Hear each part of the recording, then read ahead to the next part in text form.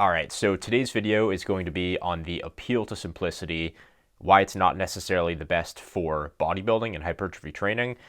As you guys can tell, if you've been watching this channel for a while, I do like to have kind of a couple different styles of videos. If you've watched most of my videos, you can tell some of them are like well thought out, where I kind of read off notes and quotes and paragraphs that I have written on like a little essay that I do. These are generally a little bit longer and generally a little bit more specific and more abstract. I also like to have some videos that are more kind of like concrete, something that's maybe talking about, like a video talking about volume, frequency, sets of reps, a little bit more like practical programming stuff. So I do like to have a couple different types of videos.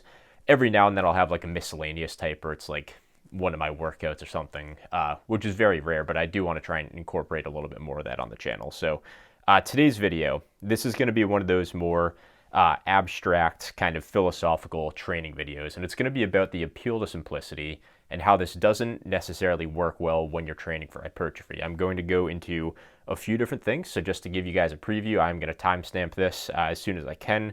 I do want to cover what minimalism and the appeal to simplicity is in my own definition for the sake of this video. I do want to go into where this mindset, the appeal to simplicity and minimalism, I'll get into that a little bit. Where does that mindset come from? Are there benefits to this style of training?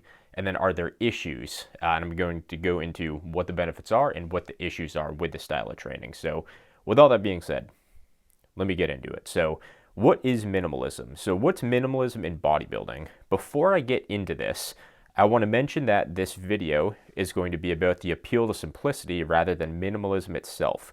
But there's definitely common ground between the two, so I may use the word minimalism throughout as I'm about to define in regards to this video. Minimalism, when it comes to bodybuilding, is doing the least amount of work that you can or need to do to get by. Minimalism is a mindset that appeals to simplicity. As guys, it's very easy, actually, and I can say that because 99.4% of my viewers are male, which I think is hilarious, but besides the point.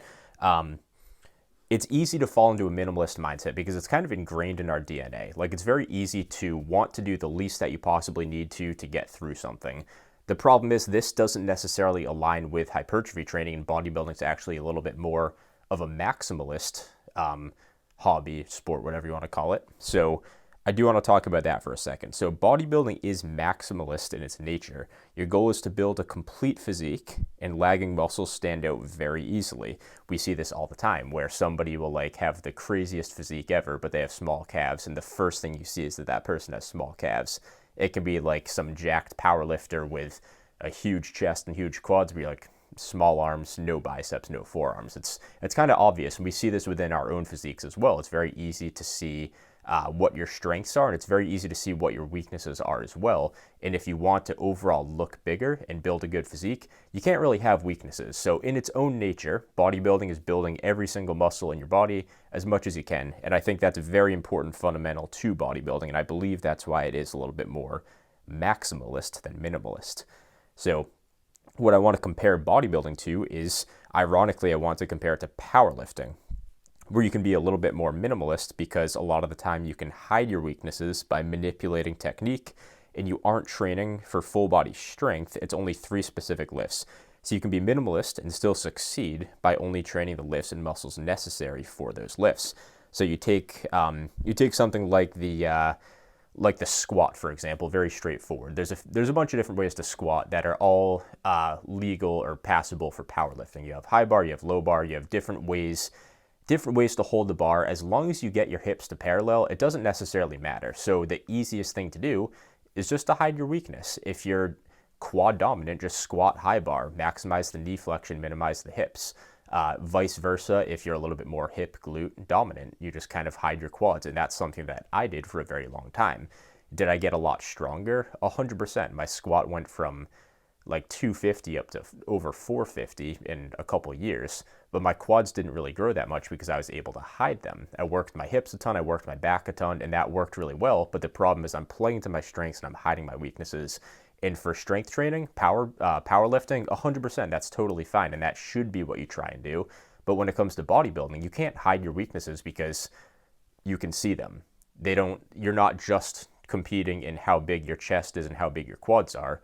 You're training or competing to look the best in everything. And it's not, just basically the point I just said, you can't hide your weaknesses. Like, you can see that a powerlifter has small biceps and forearms, but it doesn't matter because their lifts can still be extremely strong. But when it comes to bodybuilding, you can have the biggest back, you can have the biggest chest, but if you have small arms, small forearms, no shoulders, like, it's very obvious because you see it. So you have to train everything. You can't really have weaknesses and be successful or have a complete physique. So that's the comparison of bodybuilding and powerlifting when it comes to minimalism and more of a maximalist mindset. The next point is going to be about, where does minimalism come from? So obviously I'm making this video and you're probably thinking, like, why are you talking about this? Like, where does this even come from anyways? And obviously part of it's kind of instinctual, as I said earlier, but there's very specific sources that this comes from. And when you've been lifting for as long as I have, not that I've been lifting for like 20 years, whatever, I'm still a young guy, still new to lifting. Where does minimalism come from? I see a few different places and I do want to go through each example here. So why do we see minimalism so often? And it's because, the first one is because the basics work, but they get confused with minimalism. And what I mean by this point is that as a lifter ourselves and as a community of lifters, what we tend to do is say, all right, well, we know the basics work. The basics are key, but in our mind, we start to sometimes correlate basics and minimalism as the same thing when they're totally different things. But I've definitely experienced this myself where I'm saying, okay, well, just do the basics. So if I want to grow my chest, all I have to do is some type of press, some type of fly, doesn't matter what. Just stick with the basics. Just stick with the barbell. Just stick with a dumbbell fly, and that's all you need to do. In my head, when I say just do this or just do that, the word just implies minimalism in its own nature of the use. So what happens is, instead of just viewing something as a basic, we tend to view that as, okay, this is the basic, and how do we apply this in a minimalist mindset? And we kind of do that subconsciously. And I know it's a very abstract point, but that's definitely something that I've caught myself telling myself, and I've also caught myself telling that to other people. And obviously I'm aware of it now, but back when I was a little bit less experienced and I kind of thought I knew everything with lifting, that's definitely something that I kind of preached a little bit. And it's not just myself. I see a lot of other people do the exact same thing. The next point, this one's a little bit more concrete. You can kind of understand this one a little bit better. So fitness influencers, not going to call anybody out in particular because I don't even need to. They put out clickable and made up lifts and spam new lifts daily on social media. This is appealing at first glance to their followers who are still under the impression that magic lifts are a thing they need to find to make gains. When their followers eventually realize that all they've been taught is nonsense, it's natural for them to join the opposite side, which is minimalism. So when you're a beginner lifter, a lot of beginners, they're on Instagram. You can tell by the comments in the posts and who gets more followers. You can see the people that don't really know what they're talking about but make clickable stuff, they get the followers. On YouTube, I find it to be the other way around, and that's why I'm not quite as sold on YouTube being more beginners than any other platform. I know that gets thrown out a lot. That's totally besides the point. But what I do want to talk about here is the experience that a lifter will go through when you follow these accounts. And not even when you follow them, when you're force-fed them on Instagram or TikTok or whatever apps you have. So you get shown these juiced up guys that are doing all these crazy lifts, and they're like pinch pressing plates and doing all these weird variations just to get your attention. And what happens is there's an overemphasis on exercise selection. It drives beginners crazy because instinctively you think there's like a specific magic lift that you need to do. And what ends up happening is you see a fancy lift for the first time. You're like, okay, well, I need to start trying that. Eventually, you keep seeing them and you keep kind of program hopping. You're not making any progress. Not trying to make this like a slippery slope argument, but I know this happens to a lot of people and I see it happen all the time. What happens is you experiment more and more and more, and then eventually enough time goes by to where you're like, all right, I should be seeing progress by now, and you're not seeing progress. You eventually realize that you've just been fed a bunch of bullshit, and you go to the opposite side. So instead of making a rational decision, it's more of an emotional decision. You're like, all right, I'm sick of this. I'm tired of this. These guys are wasting my time. I'm just going to put myself on the opposing side. So instead of this crazy, like ADHD, rotating lifts, all this kind of stuff, trying new lifts every time you go to the gym with no plan, random rep ranges and whatnot, you go to a very minimalist side. And while bodybuilding is maximalist, the maximalism you've been taught from those fitness influencers is incorrect. It's just a terrible way to train. So what happens is you say, all right, well, just do this. Just get stronger. Just focus on the big three. Just focus on that. Don't worry about isolations and machines or cables. Just do barbells. Just do the big three. And the problem with this is that while that training might be a step up for some people, it's very short-sighted, and it's definitely not the most optimal way to train for hypertrophy, especially in the long term. The last one I have on where minimalism comes from and where this appeal to simplicity comes from is I'm going to be calling out more experienced lifters here. So the issue with this is that you have experienced lifters responding with frustration to beginners, and then they preach minimalism in turn. I've done this myself, and I see a lot of other people do it all the time. And this doesn't just have to be like actual advanced lifters. A lot of the time, this is just like early intermediates that think they know everything. And it's easy for them to say something along the lines of this: just do X, you're overthinking it. And as an experienced lifter, it's easy to say that. So when I'll go back to myself when I was like an early intermediate and I like found a 5x5 program, what happens is somebody tries to ask you, or somebody's still kind of being fooled by the Instagram influencers and whatnot. They don't really know how lifting works.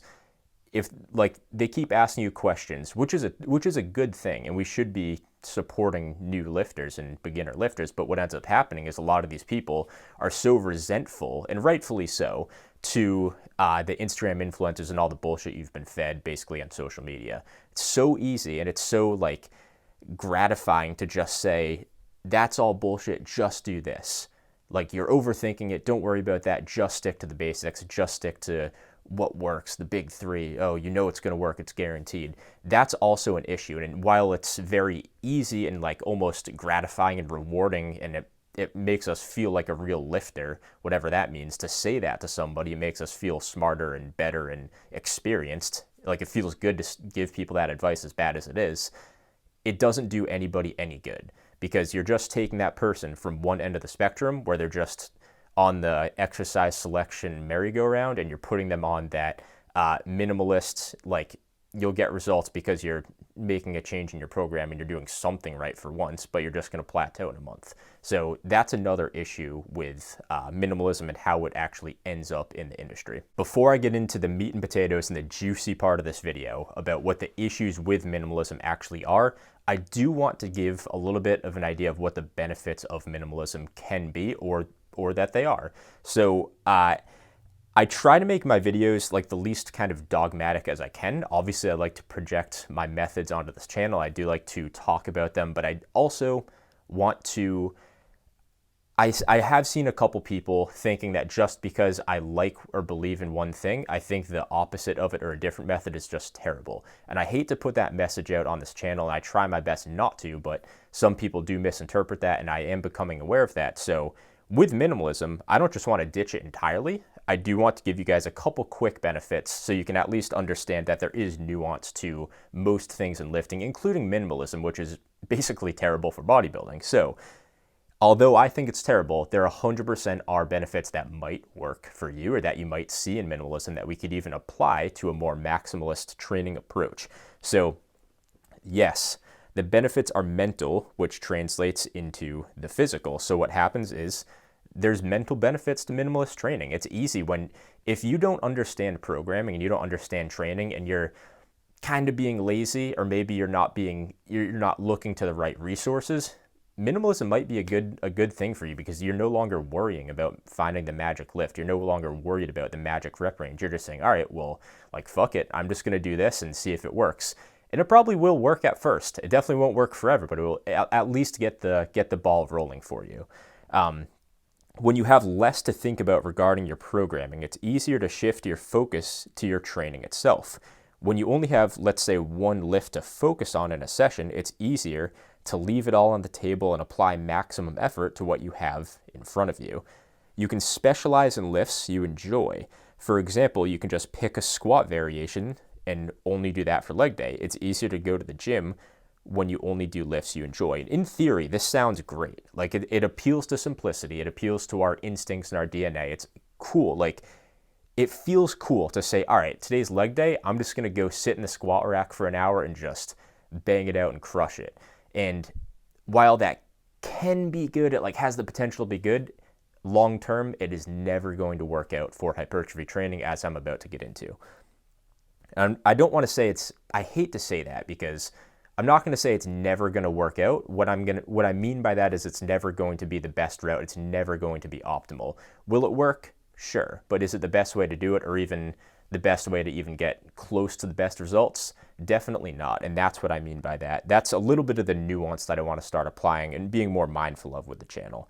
So the last point I have here is like, it seems like you start at the end of your session. Let's say you're just doing 1 or 2 lifts. You don't need to worry about getting through one lift to get to the next, and then you're on one lift and you have to get to the next. We've all been there where you're in high school and you're like, well, the day's not going to be over because I'm still in my first class and I have 5 more to get through before I can leave.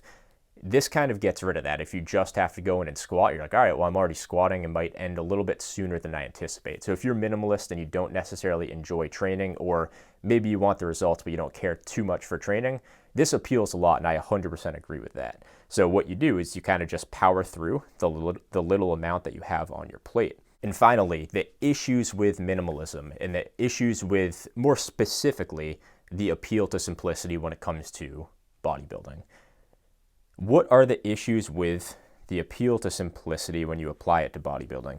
The appeal to simplicity is all that it is. It's just an appeal. There's no validity behind it. It's only an instinctive mindset that we have as humans. There is no logic or rationality behind it, even though it seems like there is.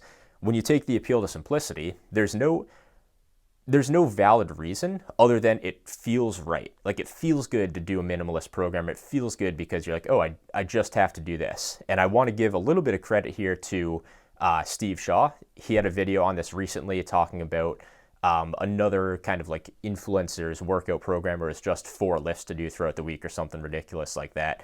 And I think Steve made a lot of great points on it. He said it feels masculine. It feels tough to just say, oh, enough with the bullshit. I'm just going to do a couple lifts and train them hard and that will be good. It appeals to our instincts as humans, 100%. But the problem with that is that our instincts aren't always right. And part of being a human is overcoming those instincts to be successful. So as you can tell, that is an issue with the appeal to simplicity and minimalism within your own bodybuilding training. Next point is that with minimalism, you don't have to think much, which is a double-edged sword. There's a pro and there's a con to that. One of the benefits I listed about minimalism is it's a very short-sighted one, which was that it's easier to apply effort and focus on your training when you don't have to worry about the programming. So obviously there's a pro to that where you don't have to think that much. Like you just kind of go and you can put your effort into training. But the other side of the sword with this one is that you have to program to get good results. And when you don't have to program, you're kind of just delaying the issue. So instead of saying like, all right, I'm just going to stick with this and just keep it minimalist so I don't have to think about programming, that's basically, I can't even think of what the term is. I guess like a pipe dream. Yeah, it's a pipe dream. If you think you don't have to worry about programming when it comes to bodybuilding, that's a pipe dream. I mean, I'm not saying you have to have like a crazy preset progressions. As you guys know, I talk about programming all the time in my methods on this channel, but you have to have some type of foundational programming and some type of method that you can rely on. And you have to be smart to understand this stuff. I'm not saying if you're not a smart person, you can't get into programming, but you have to be a smart lifter to keep progressing is what I'm trying to say here. Another issue with the appeal to simplicity and minimalism within bodybuilding is that lagging muscle groups or lagging regions of a muscle group. So obviously if you're just training 4 lifts or just training even 8 lifts, there's going to be something that's neglected. I mean, all muscles need to be trained from at least a couple different angles to either prioritize different types of the, or not different types, different areas of the muscle, or just different functions of the muscle. Like a maximalist approach is to get something where you can get a let's say a compound lift for the muscle you're training, an isolation lift for the muscle you're training, one with a good contraction, one with a good stretch. And that's just kind of the basics. There's obviously a little bit more that you can go into from there, but those are the basics. You take the tricep, for example. So this is the first one I came up with. Let's say you're just doing a bunch of presses to grow your triceps. The problem is you're not getting enough of a stretch on the long head of your triceps, so it's going to be lagging, and that's obviously a very important muscle for hypertrophy. And the next one is going to be about how important compound lifts are for your hypertrophy training. But the problem here is that compound lifts can't be executed optimally without isolation lifts. They're apples and oranges, but they complement each other really well, as I've talked about on the channel before. Lagging muscles are weak links that hold you back on compound lifts. This is a never-ending cycle for something, let's say the bench press, for example, when you use the lift to grow your chest and triceps, but let's say you're torso dominant, your triceps stop growing, then you plateau, and then your chest stops growing. If you had lifts in your program the whole time to attack weak links and attack your triceps, primarily through isolation or very direct compound lifts, plateaus are rare and typically due to a lack of effort or outside variables like nutrition or sleep. So you obviously can keep growing through compound lifts, but you can't just grow through one variation and similar variations to it. So let's say a minimalist approach to growing your chest and triceps would say, all right, well, we're just going to do one compound lift or one type of press.